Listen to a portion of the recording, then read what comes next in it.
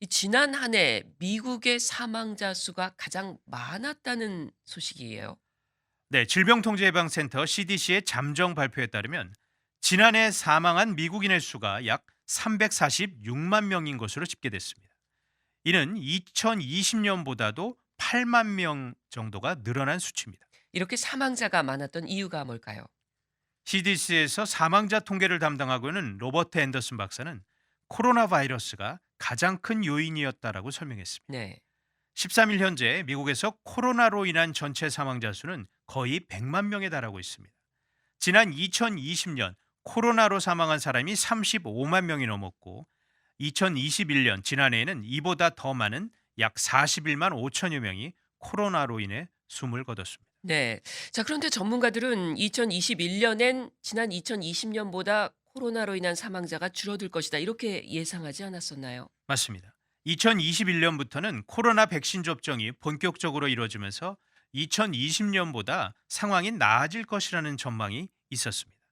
결국 이런 전망은 빗나갔습니다. 네. 전문가들은 예상외로 더 많은 사람이 백신 접종을 거부했을 뿐만이 아니라 마스크 착용 등 방역 조치를 제대로 따르지 않은 것을 그 이유로 들고 있습니다. 예.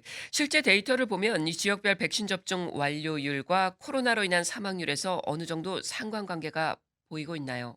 네, 어느 정도는 확인이 됩니다. 데이터 제공 사이트 스태티스타에 따르면 11일 기준 미국에서 코로나로 인한 사망률이 가장 높은 지역은 인구 10만 명당 약 420명을 기록 중인 미시시피주입니다. 예. CDC에 따르면 이 지역의 5살 이상 인구 백신 접종 완료율이 55%에 불과합니다. 미국 전역의 5살 이상 백신 접종 완료율이 70%인 것보다 15%포인트나 더 낮은 수치입니다. 미시시피주에 이어서 애리조나, 오클라호마, 엘라바마주 등이 코로나로 인한 사망률이 높은데 이 주들 모두 50에서 60%대 비교적 낮은 백신 접종 완료율을 보이고 있습니다. 네. 자, 이 코로나 외에도 사망자가 늘어난 다른 요인이 있을까요?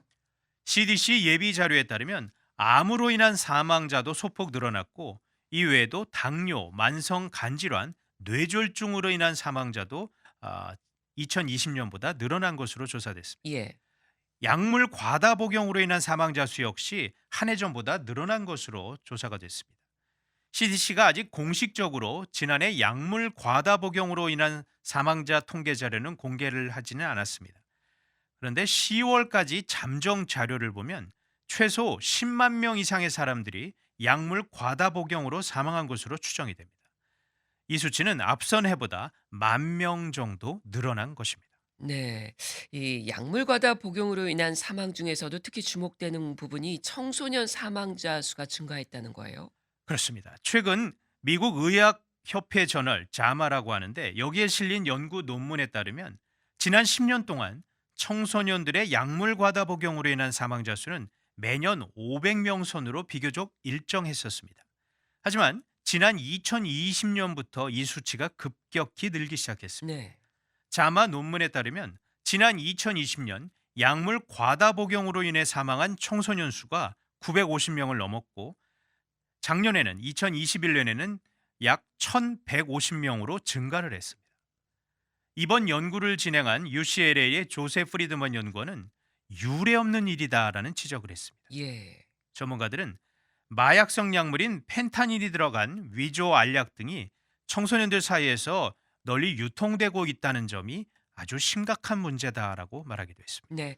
자, 이런 가운데 미국인의 기대 수명 역시 최근 줄어들고 있는 것으로 나타났죠.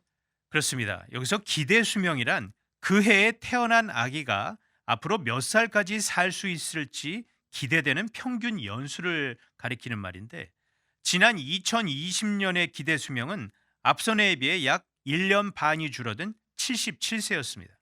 그리고 아직 CDC의 공식 발표가 나오지 전이지만 전문가들은 2021년의 기대 수명은 2020년보다도 5개월에서 6개월 정도 더 줄어들 것으로 보고 있습니다. 네. 잘 들었습니다. 지금까지 오늘의 핫 이슈였습니다.